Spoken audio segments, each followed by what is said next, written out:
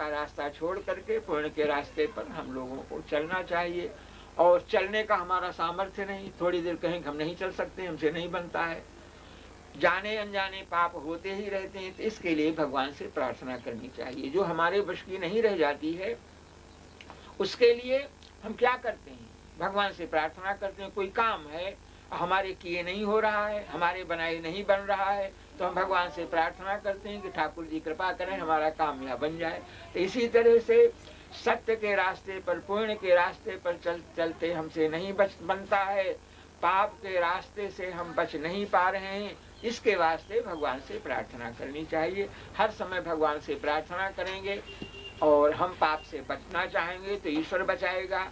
पुण्य के रास्ते पर हम चलना चाहेंगे, पुण्य करेंगे, भगवान से प्रार्थना करेंगे तो भगवान अवश्य जो है वह बचाएंगे। प्रार्थना करने पर, प्रार्थना में अहंकार नहीं होना चाहिए, प्रार्थना के समय दीनता होनी चाहिए। और प्रार्थना की बहुत बड़ी महिमा है, इतनी महिमा है कि पूजा पद्धति में 5 उपचार, 16 उपचार और इसके बाद अनंत उपचार, राजोपचार जिनको कहते हैं। राजा लोग भगवान की सेवा करते हैं तो अनंत उपचार हो जाते हैं। साधारण लोगों की 16 उपचार होते हैं। गरीब आदमी 5 ही उपचार से पूजा कर देता है, 5 ही वस्तु रहती है, जल चढ़ा दिया, चंदन चढ़ा दिया, फूल चढ़ा दिया, आरती भोग, 5 ही उपचार से हो जाता है। और इन 5 उपचारों के साथ, षोडश 16 उपचारों के साथ और राजोपचारों के साथ, सबके साथ अगर आप प्रार्थना नहीं करें तो उपचार स्वीकार नहीं होंगे, भगवान नहीं मानेंगे। आप भोग सामने रख दें और कुछ नहीं बोलें, भोग रखा है ठाकुर खाएगा नहीं, बिना प्रार्थना किए भगवान किसी भी उपचार को, चाहे जल हो, फल हो, भोग हो, चंदन, किसी भी उपचार को बिना प्रार्थना के ईश्वर स्वीकार नहीं करता है। और मंत्र पढ़ने की जो विधि है वह प्रार्थना ही है। भोग और पूजा करते समय वैदिक, तांत्रिक, लौकिक सब प्रकार के मंत्र पढ़े जाते हैं। तो जो मंत्र पढ़ने का तात्पर्य है वह प्रार्थना ही है, मंत्र के द्वारा प्रार्थना की जाती है, इसे स्वीकार करो आप। और वैदिक मंत्र नहीं आते हैं, अधिकार नहीं है, तो पुराण के मंत्र पढ़े जाते हैं। पुराण के मंत्र नहीं आते हैं तो अपनी भाषा के मंत्र पढ़ो, हिंदी में, बंगला में, जिस भाषा को का ज्ञान है उस भाषा में कह दो महाराज ये अर्पण कर रहा हूँ, या आप ही की वस्तु है, आपको अर्पण करता हूँ, आप इसको स्वीकार करो। यह मैं कहाँ से लाया, दूध लाया, फल लाया, फल फूल लाया, ये मेरा बनाया हुआ नहीं है, यह सब आप ही की वस्तु है और आप इसको स्वीकार करो। तदीयम वस्तु गोविंद तुभ्यमेव समर्पये। और इस तरह से जब प्रार्थना करोगे तो ईश्वर को स्वीकार करने में देर नहीं लगेगी। अंगद सिंह ने हीरा को 700 कोस से कहा, प्रभु तिहारी वस्तु, हे प्रभु यह आपकी वस्तु है, आप इसको लीजिए। तो कहा अंगद सिंह, और यहाँ से 700 कोस दूर जगन्नाथ जी ने हाथ बढ़ा करके हीरा को ले लिया।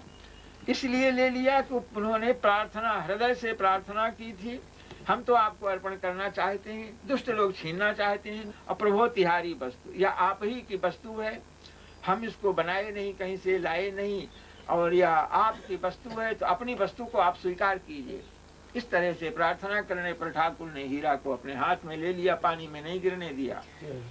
भगवान को प्रणाम करते समय मैं आपका हूँ, आपको प्रणाम करता हूँ, आप हमें स्वीकार कीजिए।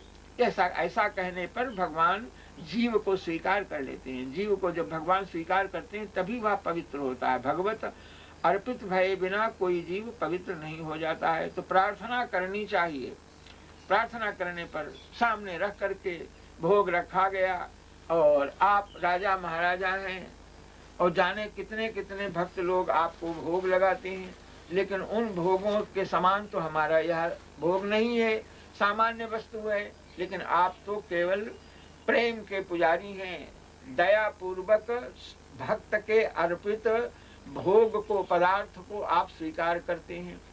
वैसा प्रेम में तो हमें नहीं है। लेकिन जिस तरह से आपने सुदामा के द्वारा अर्पित चूड़ा खा लिए थे, जिस तरह से आपने शबरी के द्वारा अर्पित फल फूल बेर खा लिए थे, उसी प्रेम के साथ आप स्वीकार कीजिए।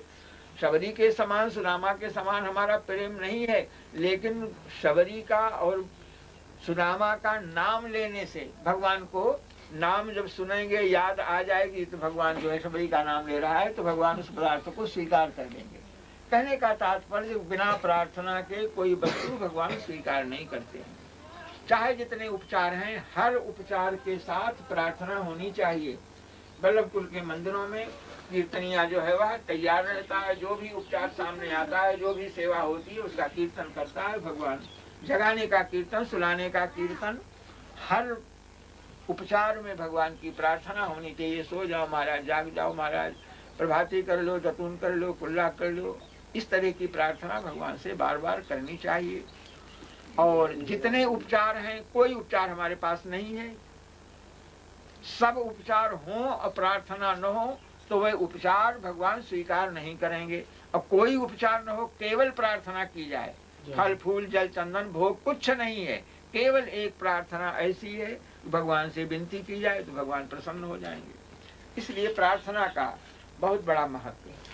और उपचार तो ढूंढना पड़ेगा, लाना पड़ेगा, इकट्ठा करना पड़ेगा, लेकिन प्रार्थना के लिए कहीं जाना नहीं पड़ेगा। प्रार्थना तो खाट पर पड़े पड़े हो सकती है, सामने बैठकर हो सकती है, घूमते चलते फिरते मन ही मन हो सकती है, हर समय भगवान की प्रार्थना हो सकती है।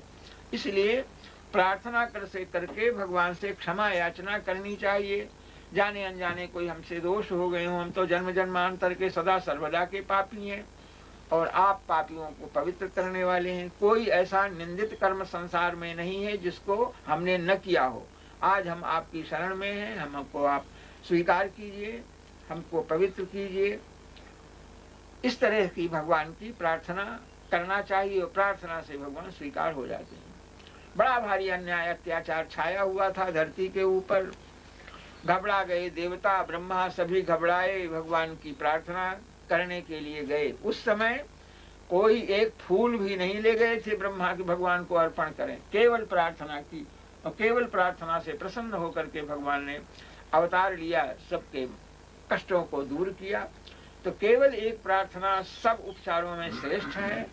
और वह चलते फिरते, उठते बैठते, खाट पर पड़े पड़े भी शरीर असमर्थ हो गया है, पूजा करने का सामर्थ्य नहीं, पूजा की वस्तु एकत्र करने का सामर्थ्य नहीं, लेकिन प्रार्थना करने का सामर्थ्य सदा बना रहता है, हमेशा बना रहता है।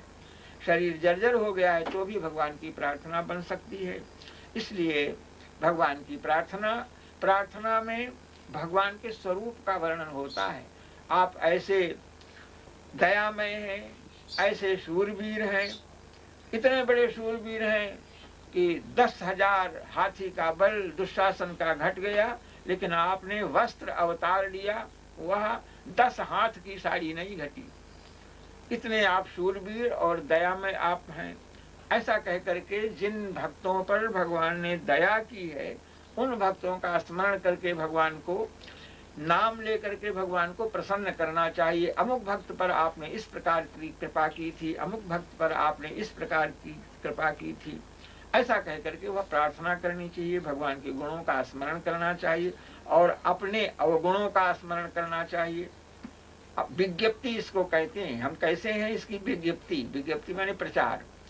तो अपनी विज्ञप्ति हम किस तरह के हैं, जैसे हम हैं इस बात को हम ही जानते हैं, यह भगवान जानते, तीसरा नहीं जानता। हम कितने पापी हैं और कौन कौन से पापों को हमने छिप छिप करके किया है, सब लोगों के सामने किया है, तो उन पापों को हमको याद है, हम जानते हैं कौन कौन से पाप हमने किए हैं और ये भगवान जानते हैं। तो इसलिए उन पापों का स्मरण करके भगवान से क्षमा याचना करनी चाहिए।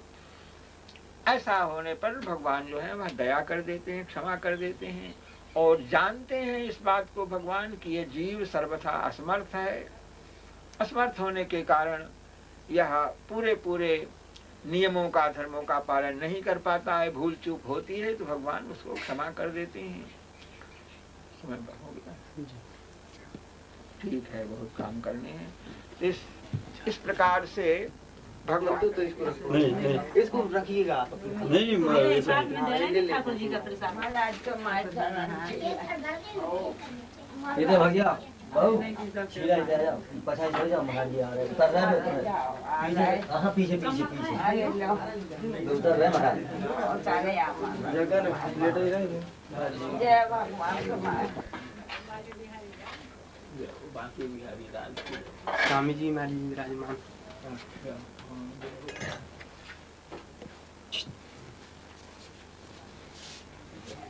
तुलसी जी के दर्शन ठाकुर जी की सब लोग यहाँ से फूल ले जाते हैं।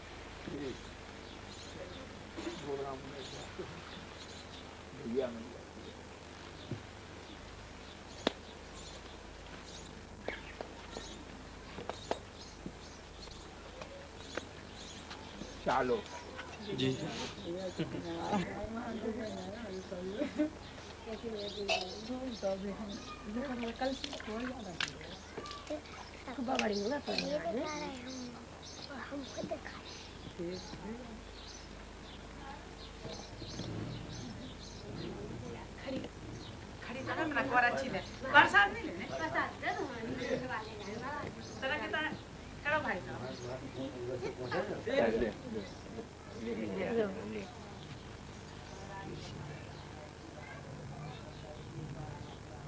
दो कैस्ट बन जाए तो देखने को मिल जाए तो मंगवा ले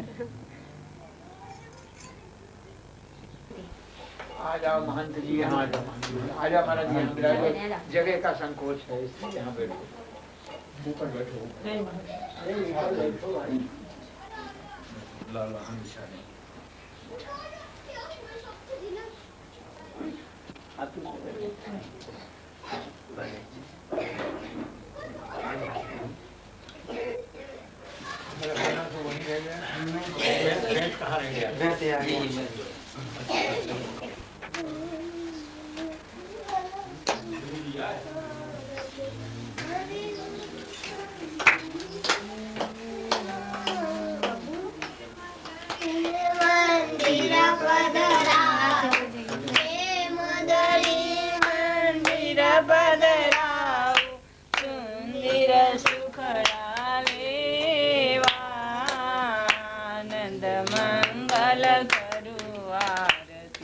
हरि गुरु संतनि सेवा जिने अगण तुलसी नो करो जिने अगण तुलसी नवे मार्ग